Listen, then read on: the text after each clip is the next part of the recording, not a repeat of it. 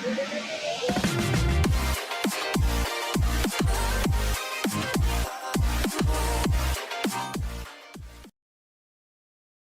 how do you find the time to write when you're so busy all of the time?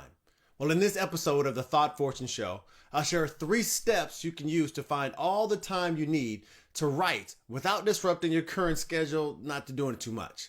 Plus, I'm going to tell you how to get 30 days of the Thought Fortune Planner, which combines positive psychology, goal setting theory, and performance psychology into a proven goal achievement system.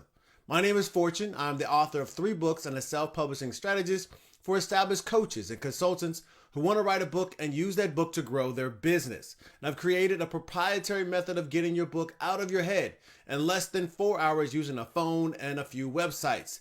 This show teaches you how to do that and build the sales funnels to turn your book readers into clients and customers. Now, first, y'all, I want to describe how much was going on in my life when I discovered these concepts and developed my system. And it actually began when I was sitting in jail for 9 months. And one of the inmates told me to create a routine to help me pass the time, or I'd go crazy thinking about all the stuff that was going on the outside. So I took his advice and I designed my schedule around one priority: get out of jail. Now, essentially, my goal was to develop myself mentally, physically, spiritually, and emotionally. Now, that last one, the emotion part, that was going to be the most difficult because there was a lot of testosterone within the walls from the cellmates and even to the correction officers. So I planned the month based on visitation days and court dates, and each day had a theme because of the weekly activity schedule. And my days were blocked off according to the feeding regimen. Now, I wanted to pray, read, exercise, and take classes. And anything outside of those activities were free time, like more reading, watching TV, playing games, or socializing. And I tracked how my books I read each week and how many reps I did on my bodyweight exercises. I devised opening moves and counters and closing strategies for chess matches. And I did whatever I could to keep myself focused on the goal, even though my environment was a constant reminder that I'd messed up. Now, I understand how structured and repetitive all that sounds. Now, believe me, I do. I lived it. But it was also very freeing. Time passed quickly and I achieved my goal. So I don't want you to try to relate to being locked up in jail. That's not good for you. And I do want you actually to think about the prisons that you're currently in. So is your thinking keeping you locked down? Does your job or business have you handcuffed? What about your emotions? Do your emotions trap you in mediocrity? Has procrastination imprisoned your ability to succeed at a high level, the level you know you can achieve? Well, right now I'm going to give you 3 steps you can use to find all the time you need to write or anything else you want to do without severely disrupting your current schedule. And these 3 things are how I worked a full-time job, a part-time job, started a business, earned a master's degree, wrote 2 books, and found the time to spend with my daughter. So are you ready to learn the 3 steps? Number 1 is clarity. Number 2 is strategy. And number 3 is execution. Now, there are 3 pieces in each one of these. I'm going to break these down a little bit. I had to calm down a little bit. I got excited there for a second, right? All right, number 1 is clarity. Under the idea of clarity, there are 3 things that I had to do. And you heard us talk about them in the story. And I've evolved on them, of course, through the things I've done in my life since being locked up over 9 years ago at this point. All right, so here they are. Under clarity, first, I want you to prioritize your professional and personal goals, okay? You heard me say that I had one goal, one main thing, and that was to get out of jail. Now, the idea here is to make the main thing the main thing for you. What one thing, what is that you really want to achieve in your personal life? And what one thing do you really want to achieve in your business life or your professional life? You want to really know what that thing is. But more than likely, there are multiple things that you want to achieve in both your professional and your personal life. So you want to prioritize both of those categories, those main categories. What are your goals? And prioritize them. What is the most important thing you're going to do? The next thing I want you to do is do some time recording. Now, with time recording, what I'm saying here is literally get out a piece of paper or use an app such as A Tracker. The letter A Tracker is a great app you can use to track your time for about a week. You can do it over a weekend, but it's best to do it like over a week, in 2 weeks if you can. And the way you're going to do this is just write down or start the timer on an activity when you start it. Like that's either, getting ready for work. Then might be your time traveling to work. Then you might have something such as, the time you were at work.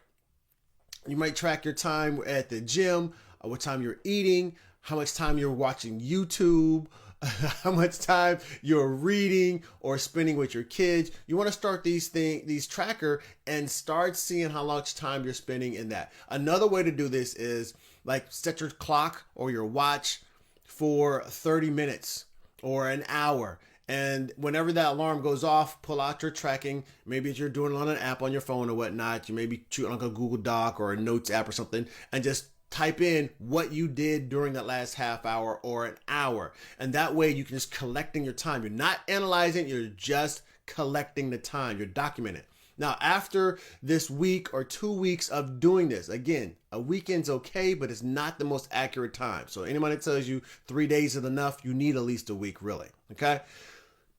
Once you've done this, now look over your week or 2 weeks that you're tracking and see if the amount of time you've allocated to your main goal in your personal life and in your business life, does your days add up to that? If those are your priorities, is such as to write your book, then when I look at your time, your schedule, do I see a priority in your daily schedule that shows you have decided to write a book? If not, it's not a priority. Now, more than likely at this point, it's either your job or your business or your kids or something like that that are taking the majority of your time. And that's fine. Right behind those things should be your main priority in your business or personal life. If your time does not look like that, then you need to make an adjustment, which takes you to part 3 of this clarity step, which is to sacrifice the lesser important thing. Now notice I said lesser important, because the things you're doing in your life more than likely important, or you have found them to be important, or you shouldn't be doing them. Okay? Take it for someone who did a lot of unimportant things in his life and put a lot of priority in my days to do them. Once you have this awareness about how you're using your time, now it's time to start making adjustments to your schedule, because you got the clarity. And with this clarity, if you make no adjustments to find the time in your schedule to do the things you truly want to do, which in this case is to write your book, then it's your fault that you have to make the adjustments. So let's get rid of that. Okay. Let's remove the fault from you and move on to the second step, which is strategy. So you've gotten clarity. Now you have a strategy for how to put this into your week, put writing into your week or into your day, however often you're going to write. And that again comes based on your strategy. Now, the first thing I want to tell you to do is to work from a schedule. And I truly mean work from a schedule. If you do not put things into your calendar, you're probably not going to do them. If you don't put things into your day, you're probably not going to do them. And how do I know this? Because we are very busy. So the things that we want to remember, such as doctor's appointments, your kids' games, or whatever, those things like that we find important, that date you may want on, date night might be the thing you might be going on. You put it on your calendar because you don't want to forget. So if you want to do something in your life, personally or professionally, and you have not put it on your calendar, then it's really not that important, because you have proven through your calendar that the things that you find important, you will put on there because you don't want to forget them. So if you want to prioritize writing this book, you need to put it on your calendar that you're going to write. And anything else that you find important from here on out, work from your calendar. And that doesn't mean that you have to have every single minute of your day laid out on what you're going to do. I'm not saying to go that far. And those of you who do that, you probably don't need to be watching this video anyway. Okay. All right. So work from a schedule. Just get it in your mind that you're going to be doing that. Make it a habit. Number 2 is plan the week in themes and blocks. Plan your week in themes. What I mean by that is on Monday, I have a lot of meetings. So I try to keep the Mondays as meetings for the majority of my week. I try to put everything that I can that I have to meet with people on Zoom or make phone calls, things of that nature. I try to put those on Monday. My backup day is usually on Thursday. So there's a theme for that. Meetings on Monday. My next theme is on content creation. So content creation usually falls on Wednesdays and Fridays. Wednesdays and Fridays, either write some content or post some content on social media or a couple of things that for the week or whatever, a couple of days, whatever. I put them on Wednesdays and Fridays. Those are kind of the main priorities on Wednesdays and Fridays.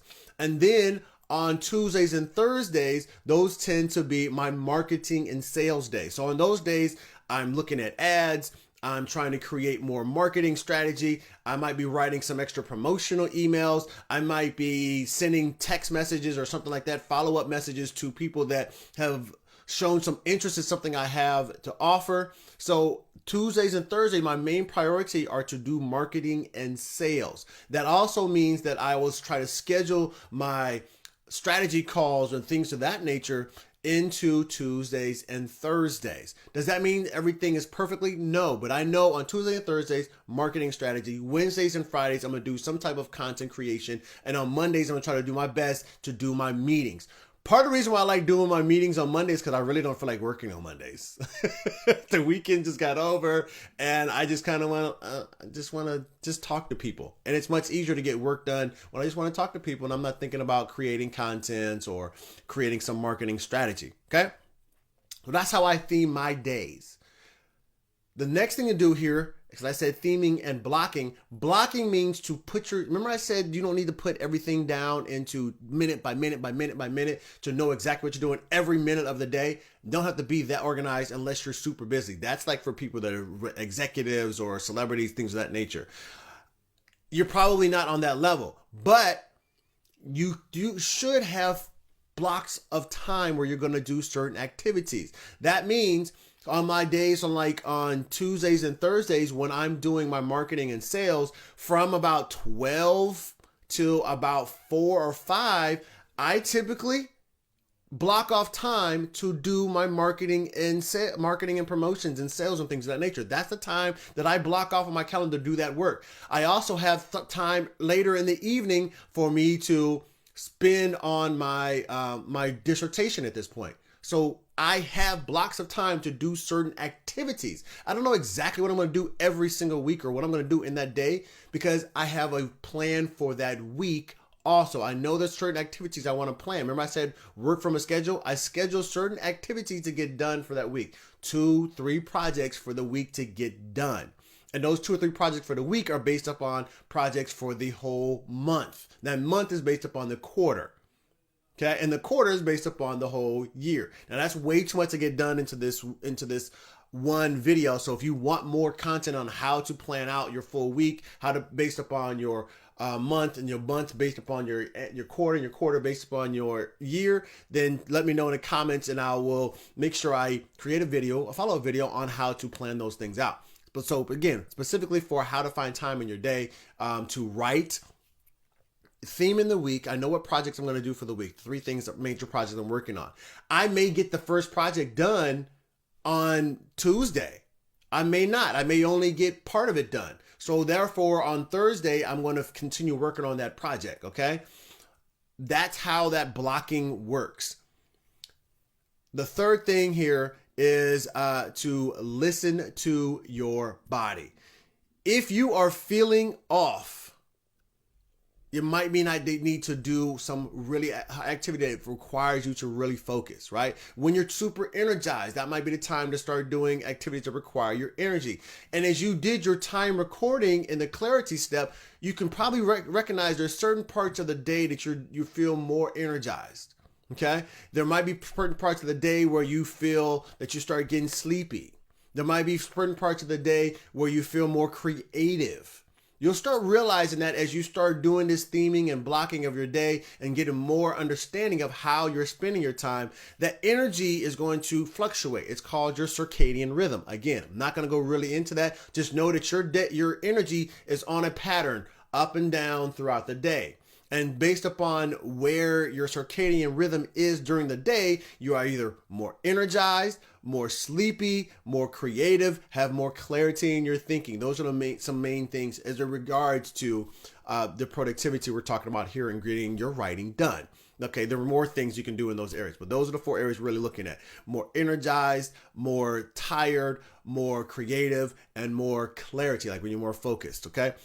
It fluctuates throughout the day. So you want to plan your activities based upon those fluctuations in your day. If you know you're going to be sleepy at around 2 o'clock, you probably don't want to do anything that's requiring you to be really focused. That might be a time that you do some emails. Okay, that might be a time that you do some research or studying of a video, a course that you may be more tired, so you may not need to engage as much, or just learning it during that time period. Maybe do a little more reading or something like that, or whatever it may be during your time period. Those time periods where you're more energized, of course, you're going to try to get as much project management stuff done as possible. Okay, theming and looking at your day, but pay attention and listen to your body. If there's too many days where you don't feel energized or you're off for more than a week, it's time for you to reassess and decide, am I getting burnt out? Why do I feel this way? Do I need to offload some of the work that I'm doing, delegate it to someone, hire a contractor, or give it to someone else on my team to do because it's draining me and it's not something that's good for me in my business right now. It's taking too much away from me. That might also mean your clients. Just that was a side note. Clients too might be someone that does that. You got to pay attention to your body. Okay, so that's your strategy. You're planning your day and your activities based upon 1, your schedule you have for the week, 2, your themes and time blocks, and 3, listening to your body. Okay, so we've gone through clarity, we've gone through strategy. The final portion here is finally getting to execution. Notice how much we've already done before we actually start taking action. So here's the execution step. Number 1, I definitely suggest you work in Pomodoros.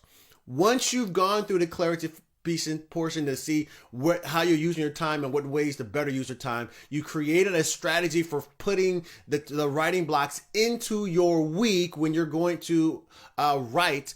That's what you did in your strategy portion. You found the time and you put it in there. All right, I got rid of the extra time that I was spending on watching YouTube videos every night. It seemed like I was watching YouTube videos. So now I got to get rid of that and say, all right, I can do better use of my time when I'm time for me to write right now. Because I'm not going to be writing the rest of my life. It's just a period of time I'm going to be writing. So I can give up, I can sacrifice the lesser important things of watching YouTube videos in order for me to start writing. So the strategy is on those nights where I want to write, where I was using YouTube videos, I tended to be on, let's just say on Tuesdays and Thursdays, I tended to watch more YouTube videos because I had a lot of the things to do on Mondays and Wednesdays, Fridays between professional and personal. Then I said, all right, on Tuesdays and Thursdays, I'm going to write at this time. That's the block of time that I decided that I'm going to write based upon the marketing, my marketing and sales. That's how easy it is to do that. Or this could be considered content creation. So on Wednesdays and Fridays, I could be writing my next book because that's considered content creation. So it depends on how you theme it. Once I put those blocks of time in on the theme days that I said I was going to do it throughout my week based upon the sacrificing of lesser activities I did in step 1, now it's time to execute on that, which is a Pomodoro. A Pomodoro is basically a tomato, means tomato. So Pomodoro method is based on working in focused chunks of time. Okay? We have themes, we have blocks, now we have chunks. Focused chunks of time. And in a Pomodoro, we're not going to get into all the details of what it looks like here, but very simply, you set a timer for 25 minutes, and you focus on one activity for that 25 minutes, or maybe a block of activities or actions that you're going to take in that 25 minutes. Okay. So one thing you're focused on in that time period. That's it. After 25 minutes, you do 5 minutes of rest of doing nothing, and then go back to 25 minutes on of focused activity.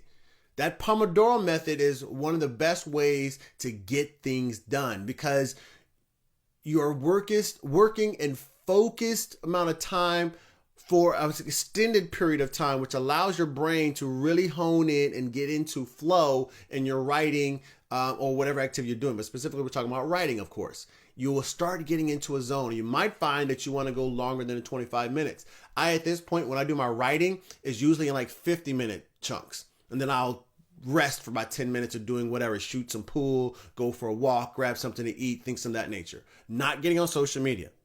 Realize, social media activates your brain. So you don't want to get on social media during your rest time. Your rest time is rest time. No brainless, mindless activities, no engagement of your brain, okay?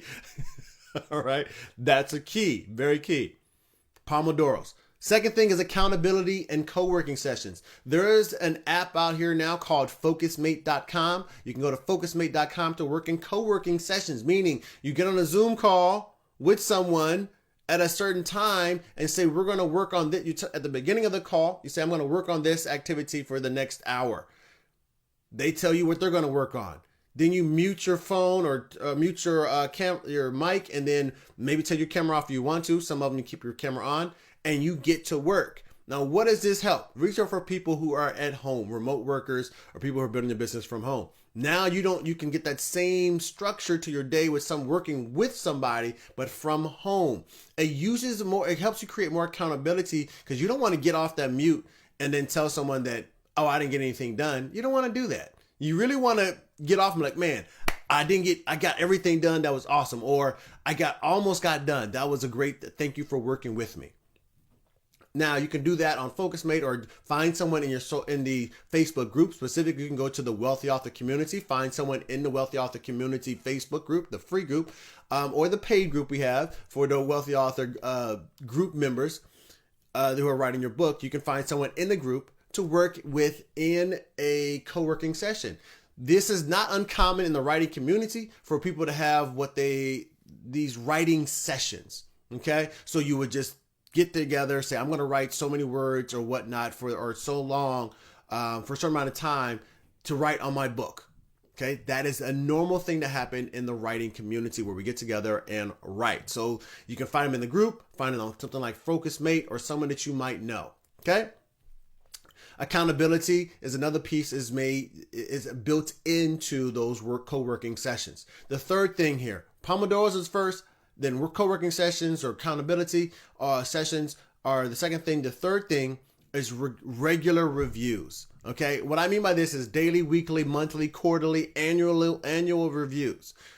At the end of your day, as often as you can, remember, look over your day. Did that day work? Were you more tired at 2 o'clock today than you normally? Notice I keep saying 2 o'clock because for me, 2 o'clock is the time I start going down. I need to do other activities besides something that takes my full focus at 2 o'clock. That's just my circadian rhythm. It goes down at 2 o'clock. So, but I noticed that because of regular review of my day. How did my day go? I planned and blocked certain times a day for me to do certain activities. Did that work or not work? And now I can make adjustments. So when I get to that point, once I figure out the best theme for my days and the first blocks of time to do certain activities in my day, eventually I don't have to do those daily reviews as thoroughly. I can just really look over the day. Weekly reviews. Did this week work? Do I need to do more activities next week? Did I give myself too much to do in this week? What is that sweet spot? Some of us can work and knock out 5 to 10 projects in a week. Some of us can only do 2. And you got to figure out what your sweet spot is for the week. And that comes after reviewing your week to see what is the best groove for you. Your monthly review and your quarterly review, annual review are the same thing. What's working, what's not working, how do I make adjustments? And that way, you're not trying to put too much on your plate. You know you. You may not be the person who knocks everything all out in one go. You may not be the person, but you may be the person who knocks everything out.